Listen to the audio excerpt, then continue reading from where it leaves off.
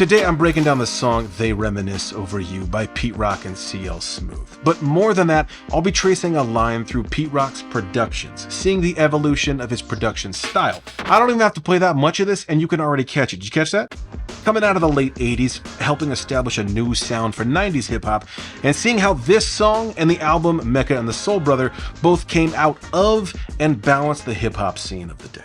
This story begins with the liner notes on the inside of an album cover. Quote, "A new music is emerging in this country. It is not yet fully formed, but it is taking shape, and the outlines are beginning to be seen. When it has reached its growth, it will contain all the elements that have been separate in American popular music, and added to it will be electronics.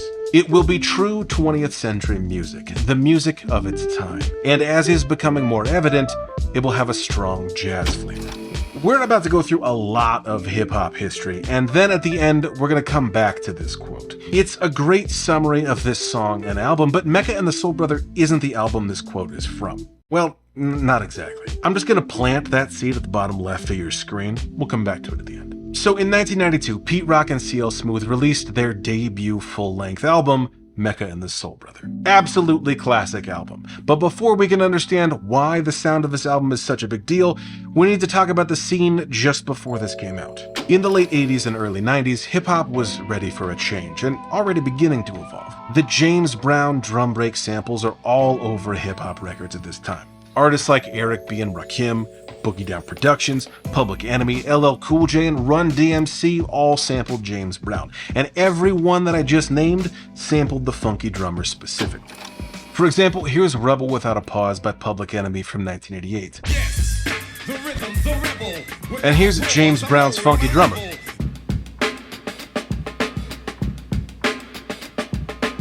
This James Brown-based subgenre connects back to the beginnings of hip-hop. Give It Up or Turn It Loose was another James Brown song that was a favorite of DJ Kool Herc for his legendary merry-go-round DJ technique beginning in 1973. But at the same time, late 80s and early 90s, you've got artists like the Jungle Brothers with I'll House You, or Heavy D and the Boys with Now That We've Found Love. This is hip-hop with a strong house music influence. This connects back to artists like Afrika Bambaataa, who leaned more electronic with songs like Planet Rock from 1982. Here's Now That We Found Love by Heavy D and the Boys from 1991. And here's Planet Rock.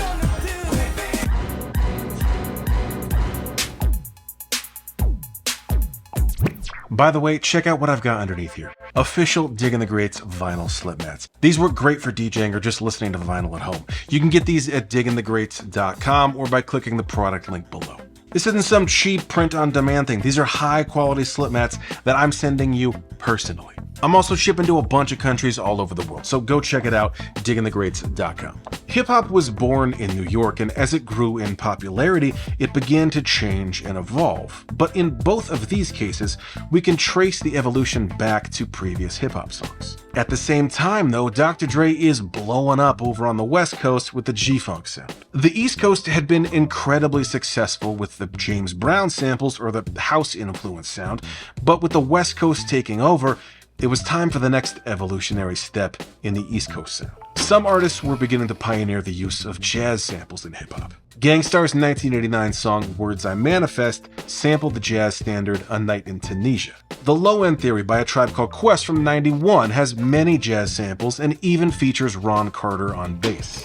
So we got all this stuff brewing. James Brown sample saturation, electronic influence, the popularity of G-Funk, the jazz sound gaining traction, and in the middle of all of this is a kid named Peter Phillips, aka DJ T.R.O.Y. After making a name for himself as a DJ in high school, T.R.O.Y got his first big break when he started DJing for Marley Marl's radio show on WBLS called In Control. He began DJing Friday and Saturday nights, and as he started mixing in his own demos, people started to take notice. Being around Marley Marl pushed T.R.O.Y to be even better. As he explained, he brought sampling to the world's attention with the tracks he did, and so many cats followed what he did. I wanted to know, how can I make beats like that, but also have my own swing and my own aura to them? And after a while of doing beats on my own, I made my own identity. T.R.O.Y was also close with someone we've already mentioned, his cousin, Heavy D of The Boys fame. Pete Rock began to step up his production, especially after the 1989 Heavy D album Big Time. He's got several co-production credits on this album, including the song A Better Land. Let's take a listen. I want you to hear something. Alright, so there we go. The sound here is a mix of things. For one, the drums, they're starting to sound a little more like Pete Rock. Listen for the kick and snare. They're a little grittier sounding, but listen for the hi-hats. Still pretty electronic sounding. There's also synth bass on this. Here it is, right here. So that's pretty electronic, but the main sample, this almost sounds like, the Gang Starr song Work. Almost. Not the same sample, but it's crazy because this Heavy D song predates Work by 9 years. Now, A Better Land was produced by Pete Rock and Heavy D, so I don't know who exactly did what, but it's interesting to hear this hybrid sound of house, grittier drums that aren't a pre-existing loop, and almost previewing where the sound of 90s East Coast hip-hop was headed. Pete Rock's style continues to evolve, and in 1991, Pete Rock and CL Smooth released the EP All Sold Out. This EP is a perfect encapsulation of everything we've looked at so far. Here's the song The Creator. This doesn't quite sound like Heavy D, but it's very Heavy D-esque. You can tell by listening to it he's been hanging out with them for a while. This song would later be remixed and sound more Pete Rock-esque. But let's take the song Go With The Flow. I don't even have to play that much of this and you can already catch it. Did you catch that? That's James Brown Funky Drummer right from the top. We've got that electronic sound on one song, the James Brown sample on another, and then we get to this song. Immediately, this sounds different. The drums are grittier, it's got more bounce to it. That's mixed in with a horn sample. This song sounds much more like where Pete Rock is headed with his sound. And the name of this song is Mecca and the Soul Brothers. The name of their next release, the full-length album that would help define the 90s East Coast hip-hop sound, is Mecca and the Soul Brother. By the way, I've put together a Spotify listening guide of every song that I'm playing in this video, so check the description for the link. Mecca and the Soul Brother contains the song They Reminisce Over You. If you know that song, you probably know this story behind it. One of Heavy D's dancers, Troy Dixon, aka Trouble T.R.O.Y, tragically fell to his death after a show. This was hard for the entire community, including CL Smooth and Pete Rock, who were good friends with him. Heavy D's next album was dedicated to Trouble T.R.O.Y, and Pete Rock and CL Smooth made the song They Reminisce Over You, parentheses T.R.O.Y.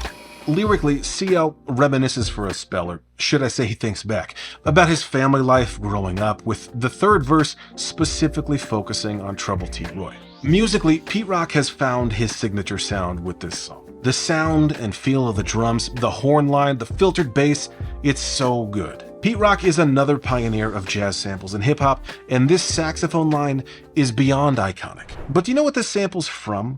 We've already talked about T.R.O.Y bringing in Ron Carter, or Gang Starr sampling A Night in Tunisia. It's written by Dizzy Gillespie. You know, real jazz cats. But what about this song? This is the Tom Scott album, The Honeysuckle Breeze from 1967. You know, my father taught me you can never trust a man with two first names, so already, I don't know about this guy. And just when you thought it can't get any whiter than two basic white guy first names mashed together, take a look at these sandals! I almost made the title of this video, The Tivas That Changed the World, because as unexpected as this album cover may be, I mean, who would have thought that this would lead to a hip-hop classic? Not to mention, Tom Scott is a legendary sax player for so many other reasons. His credits include being a member of the Blues Brothers. He worked with Toto, Whitney Houston, Quincy Jones, Barbra Streisand, Steely Dan's Asia. He played on Billie Jean, Minnie Riperton, including Baby This Love I Have, which was sampled by T.R.O.Y for Check the Rhyme. Tom Scott played on a Bob James album, who, of course, is the artist behind multiple classic hip-hop samples, and also another example of a man you shouldn't trust. But before all of that, Tom Scott recorded his debut album, The Honeysuckle Breeze, in 1967 when he was 19 years old. It's actually a pretty crazy lineup of musicians, including the legendary bassist T.R.O.Y and Jim Gordon on drums. That name sounds familiar. That's the same guy who played drums on another classic sample, Apache by the Incredible Bongo Band. This album features some jazz like Naima by John Coltrane, but also a cover of a Beatles song and one song of particular interest, a cover of a Jefferson Airplane song called Today.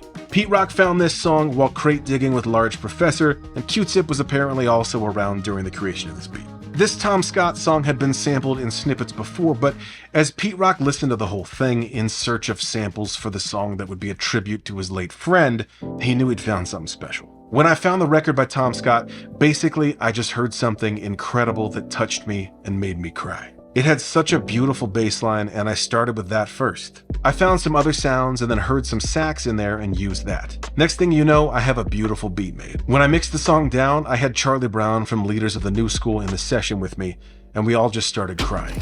Hell yes, you just started crying. This song's amazing. You're grieving the loss of your friend. You're pouring out your heart and soul into a piece of music. That's powerful. Tom Scott, by the way, says the record label owns all the performance rights to his first album, so while the sample has been cleared and the label is making money, he's never actually been paid.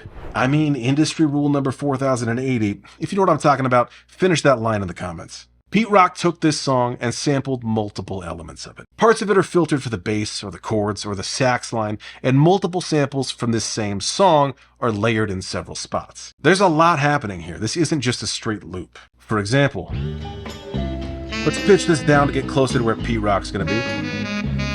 We've got a few other ones.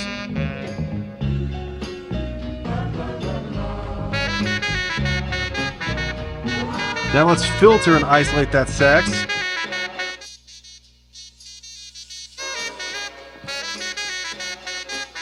Let's filter and isolate the bass.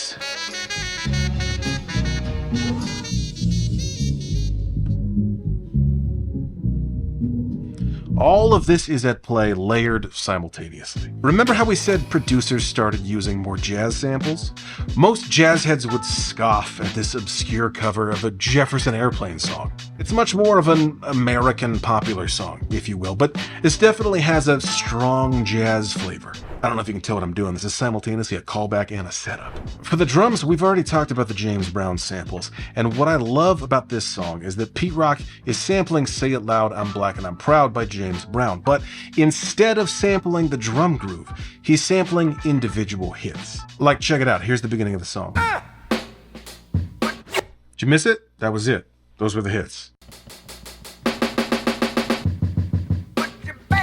The reason you'd normally grab a James Brown drum sample is because you're importing the groove into your song.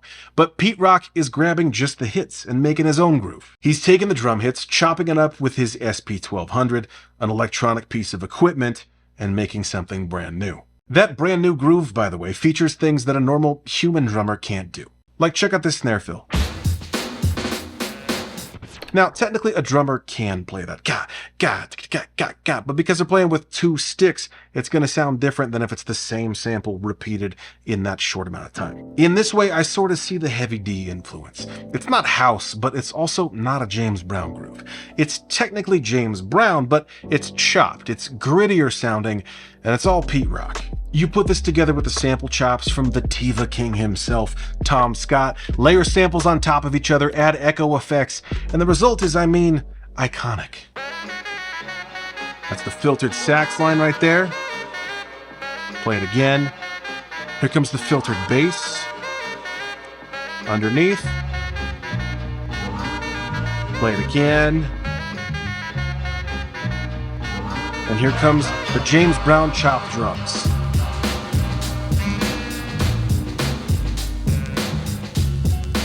Absolutely iconic. Now, Hold on to everything we just talked about. We're going to go pick this up and revisit the album liner notes quote from the beginning. A new music is emerging in this country. It's not yet fully formed, but it is taking shape and the outlines are beginning to be seen. When it has reached its growth, it will contain all the elements that have been separate in American popular music, and added to it will be electronics. It will be true 20th century music, the music of its time, and as is becoming more evident, it will have a strong jazz flavor. This quote is taken from the album liner notes of Tom Scott's 1967 album, The Honeysuckle Breeze. But it might as well be from Pete Rock and C.L. Smooth's Mecca and the Soul Brother. Pete Rock is a hip-hop pioneer, bringing together multiple styles of hip-hop, fusing them together, creating something new, and inspiring artists for years to come. We just looked at They Reminisce Over You specifically, but this entire album is incredible. This album came out in 1992, an amazing year for hip-hop. In 92, you've also got the release of Gang Starr's Daily Operation, Don't Sweat the Technique. So many classic albums around this time are pushing hip-hop into its next phase, one step at a time. Mecca and the Soul Brother isn't the only album to push hip-hop forward into the 90s East Coast sound, but by combining so many different elements into Pete Rock's signature sound, he's taking it several steps forward. Pete Rock found the Tom Scott sample while crate digging with Large Professor. Q-Tip was also apparently there. That's an insane group of hip-hop producers, and just 2 years later, they would all be part of an album from a new, young MC. And the fact that they were all involved on different songs created a little bit of friendly competition between them, pushing them to make better and better music. Q-Tip in particular produced an iconic song, using a production method that, let's just say, it requires patience. I tried this out for myself recently and had mixed results. That was not good. Let's listen to that. I'm keeping it. Let's pause another one. The song was One Love, the MC, Nas, the album, Illmatic, and the production method, pause taping. But for that story, you gotta click here.